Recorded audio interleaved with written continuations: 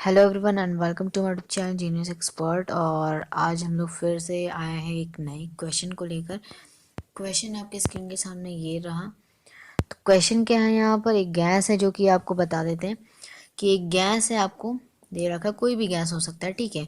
तो 27 degree centigrade यानी कि 27 डिग्री C बोल सकते हैं। तो ये आपको सिलेंडर में गैस भरा हुआ है और उसके पास जो है कुछ वॉल्यूम है, ठीक है। अच्छा, वॉल्यूम कितना है, चलिए पहले तो गिवन लिख लेते हैं, हम लोग गिवन लिख लेंगे।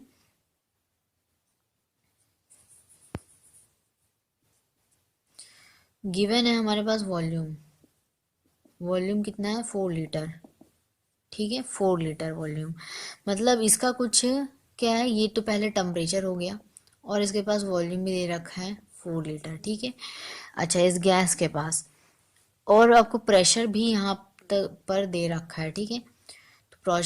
यहाँ पे हम लोग टेम्परेचर भी लिख लेंगे, ठीक है। T1 लिख देते हैं, 27 डिग्री C। और यहाँ पे आपको प्रेशर दे रखा है P1। अच्छा, इसको भी V1 कर लेते हैं, तो फिर जब सब कुछ चेंज कर रहे हैं तो यहाँ पे भी P1 लिख लेंगे। ये आपका कितना दे रखा है, 100 Nm/m², ठीक है।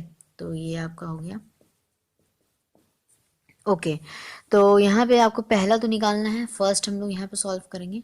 फर्स्ट क्या निकालना है कि गैस जो है जब फर्स्ट कंपेयर होगा आपका, ठीक है, जब कंप्रेस होगा यानी कि, ठीक है, जब कंप्रेस करेंगे हम लोग at a constant temperature so that the pressure is 150 Nm/m², ठीक है। तो calculate the change in volume, volume का चेंज को हमको यहाँ पे पता करना है।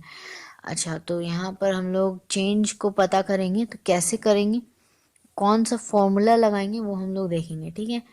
अच्छा, तो यहाँ पे आपका जो है सबसे पहले तो जो जो गिवन है हम लोग लिख लेंगे, ये चीज़ है। अच्छा, और कुछ गिवन है क्या, तो यहाँ पे एक सेकेंड, एक और प्रेशर आपको गिवन है जो अभी अभी हम लोग रीड किए कि प्रेशर हमें गिवन है कितना, 150 Nm/m², ठीक है।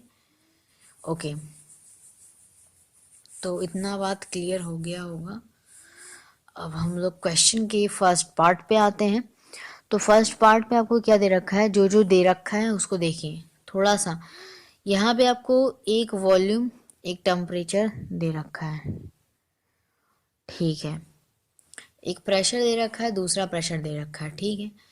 अच्छा, ये जो है पूरा गैस के बारे में बात हो रहा है, ये तो क्लियर है ना, गैस के बारे में बात हो रहा है। तो जब ये चीज़ आपको पता है कि गैस के बारे में बात हो रहा है, तो देखिए एक हमारे पास पी है।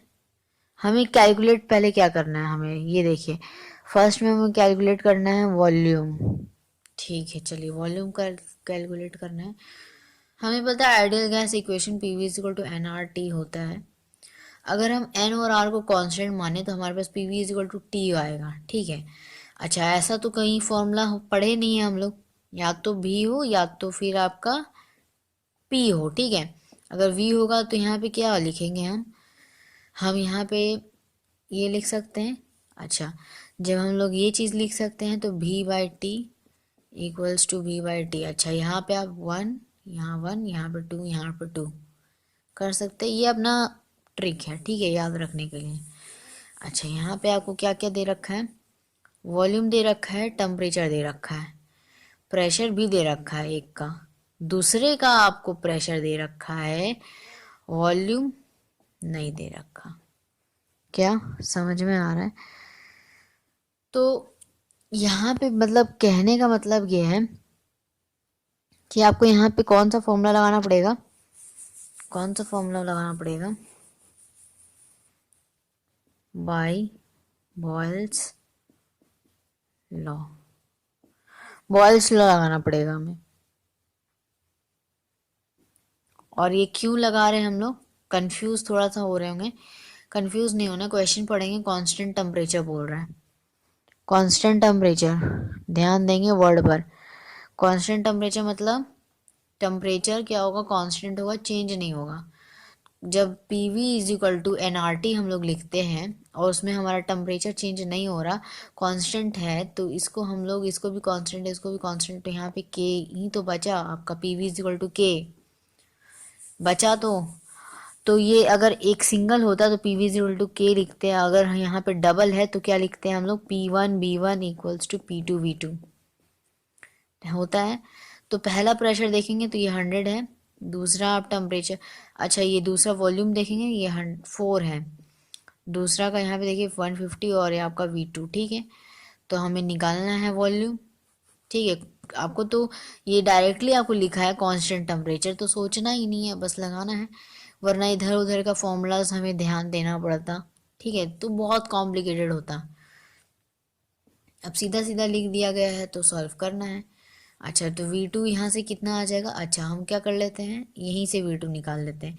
इस मल्टीप्लाई को देखिए 100 इंटू 4/150 होगा तो V2, एक एक ज़ीरो कैंसिल हो जाएगा, यहाँ से कैंसिल कर लेंगे, 5 3 जा 5 2 जा, और ये आपका V2 कितना निकल के आ जाएगा 8/3। इसको हम लोग कर लेंगे डिवाइड, तो डिवाइड करेंगे तो 3 2 जा 6, तो यहाँ से 2 कैरी, ज़ीरो लगेगा पॉइंट, तो यानी कि 0, तो 6 18, ठीक है, फिर से 2 2 6 6 6 ऐसा जाता जाएगा, ठीक है। तो यही हो जाएगा हमारा वॉल्यूम। वॉल्यूम हमें यहाँ पे लीटर में दे रखा है तो यहाँ पे भी लीटर में ले लेंगे। क्लियर है, ठीक है। पहला पार्ट था ये हमारा कंप्लीट नहीं है, दूसरा पार्ट भी देखना है। अच्छा तो दूसरा पार्ट हमारे पास क्या दिया है, दूसरा पार्ट हमें दे रखा है, अच्छा कैलकुलेटर से अगर आप चेक करेंगे ना तो आपको कैलकुलेटर में बताएगा 2.67 ऐसा कुछ बताएगा, ठीक है, या 8 भी बता सकता है यहाँ पर किसी किसी कैलकुलेटर में। देखिए वो क्या होता है, अपने अपने हिसाब से बहुत लंबा ज़्यादा क्या करता है, वो पॉइंट्स जाता है और एकदम लास्ट वाला पॉइंट जो है वो लेता है, इसकी वजह से क्या होता है 6 7 आ जाता है, ठीक है, राउंड फिगर में, ठीक है। अच्छा तो ये सब भी क्लियर कर दिया, अगर आपको थोड़ा सा भी लग रहा होगा कि पॉइंट के बाद में भी आपका गड़बड़ आ रहा है तो ये क्यों आ रहा है ये बता दिए, ठीक है। यहाँ पे आपको नहीं दिख रहा होगा, थोड़ा बोर्ड शाइन कर रहा है, 2.66 लीटर। सेकंड वाला पार्ट देखेंगे, रीड करेंगे क्या निकालना है हमें, लिखा हुआ है it is then heated at constant volume so that the temperature becomes 127 degree C. Calculate the new pressure। देखिए हमें यहाँ पे लिखा है कांस्टेंट वॉल्यूम, वर्ड पे ध्यान देंगे, कांस्टेंट वॉल्यूम मतलब वॉल्यूम चेंज नहीं हो रहा, P V is equal to n R T. अच्छा ये आपको लिखना नहीं है, ये अपना माइंड में आपको कैलकुलेट करना है, ठीक है। तो यहाँ पे आपका है वॉल्यूम कांस्टेंट, तो P by T equals to P/T होगा, तो वॉल्यूम कांस्टेंट है, हमें निकालना क्या है उस पे ध्यान दीजिए। तो जब ये कांस्टेंट हो गया ये भी हट जाएगा, ये दोनों हट जाएगा, तो बचा क्या ये, तो यहाँ पे कुछ नहीं बचेगा, तो क्या होगा एक कांस्टेंट आएगा के, यानी कि P/T इक्वल्स टू कांस्टेंट। अच्छा अगर दो होगा तो क्या लिखेंगे, तो दो होगा तो आप क्या लिखोगे यहाँ, जैसे कि यहाँ पे भी दो है, हमें प्रेशर दे रखा, तो यहाँ पे लिखेंगे P1/T1 और यहाँ पे P2/T2, ठीक है। ओके तो यहाँ से आपका हो जाएगा। अच्छा ये कौन सा लॉ है, ये कोई लॉ है कुछ याद आ रहा है, तो ये कौन सा लॉ है देख लेते हैं, बाई चार्ल्स लॉ, ठीक है। तो ये लॉ समझ में आ रहा है।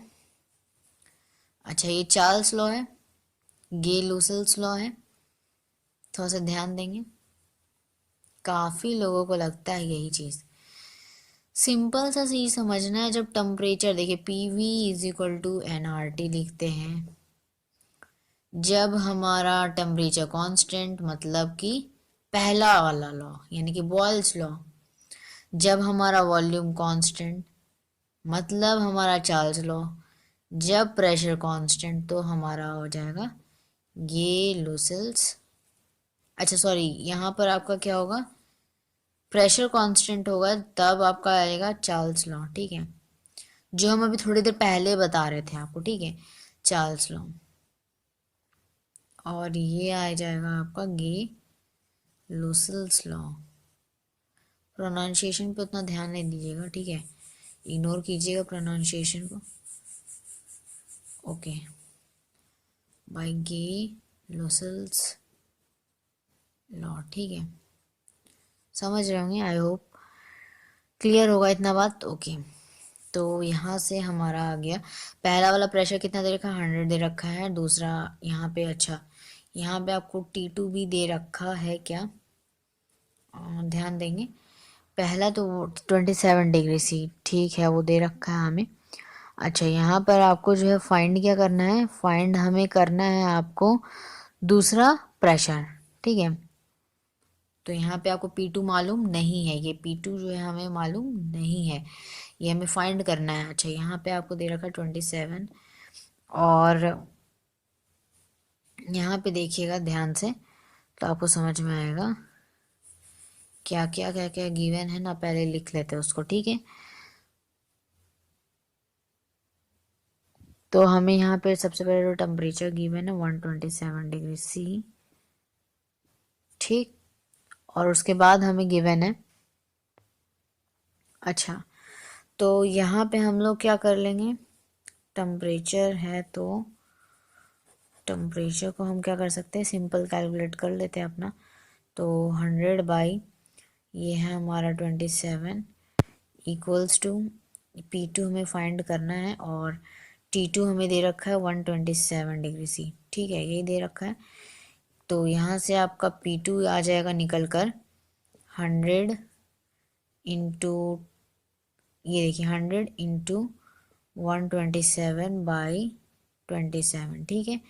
अच्छा, तो ये क्या हो जाएगा, 9 1 10, ठीक है। तो यहाँ से थोड़ा सा कैलकुलेशन जाएगा आपका, और कुछ नहीं, सॉल्व हो जाएगा। ओके, तो ये आप ऐसे देखो, ठीक है, इस तरह कैलकुलेट करोगे आप तो आपका आ जाएगा, डिवाइड जाएगा बेसिकली। तो सिर्फ अच्छा होगा कि हम लोग क्या कर लेते हैं, यहाँ पर हम लोग केल्विन में चेंज कर लेते हैं टेम्परेचर, क्योंकि ऐसा यूनिट हमारा केल्विन होता है। तो यहाँ पे आपका 27 डिग्री C दे रखा है, इसको केल्विन में करेंगे तो K प्लस यानी कि 273 प्लस डिग्री C, तो 273 में हम इसको ऐड करेंगे, 273 प्लस 27, ये हो जाएगा हमारा 10 1, और 9 1 10 1 3, ठीक है, 300 K। और दूसरा टेम्परेचर जो है हमारे 127 दे रखा है, तो इसको चेंज करेंगे तो 127 प्लस 273 273, तो ये हमारा आ जाएगा 10 1 कैरी, और ये 9 1 10 1 4 3 1 4 400 केल्विन, ठीक है।